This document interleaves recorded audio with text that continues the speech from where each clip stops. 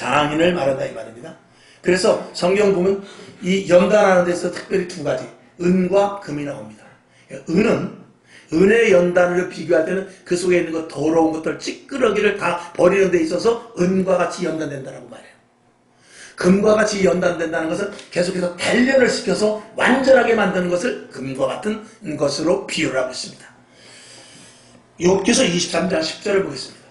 시작. 나의 가는 길을 오직 그가 아시나니 그가 나를 단련하신 후에는 내가 정금같이 나오리라. 아멘. 하나님께서 욥을 다루는 것은 그 안에 있는 죄, 그 안에 있는 더러운 것을 빼내는 것이 아니라 더 단단한 사람, 더 강인한 사람, 더 믿음의 사람으로 만들기 위해서예요.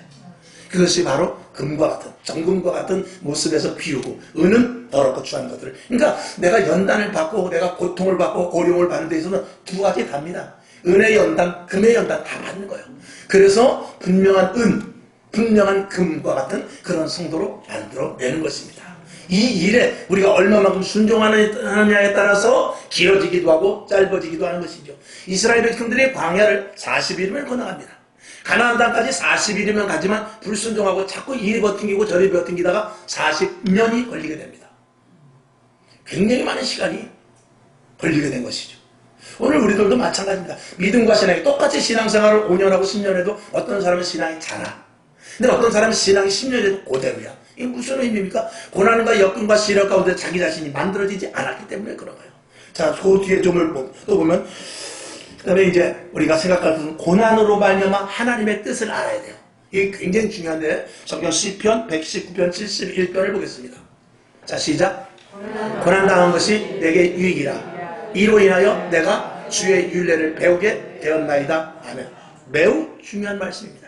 여러분이 혹시라도 지금 고통 가운데, 내가 지금 어려운 가운데 있으면 왜 그런지를 알아야 돼요. 이 왜 그런지를 모르면 계속해서 같은 일이 반복돼요. 1년이 지나고 2년이 지나고 조금 지나는가 하면 또 그 일이 옵니다. 조금 지나는가 하면 또 비슷한 일이 또 와요. 또 조금 지나는가 하면 그와 비슷한 형태의 일들이 또 계속 가서 나를 물고 놓지를 않습니다. 사업이나 직장이나 가정이나 또 모든 계획하는 모든 일들이 점진적으로 자라나야 되는데 자라나질 않고 맨날 그 자리에 있습니다. 믿음도 자라나지 않고 신앙도 자라나지 않고 예수를 수십 년 믿어도 맨날 그 자리에 있게 됩니다. 고통과 힘듦과 어려움과 역경과 시련과 시험 속에서 왜 그런지를 발견해야 돼요.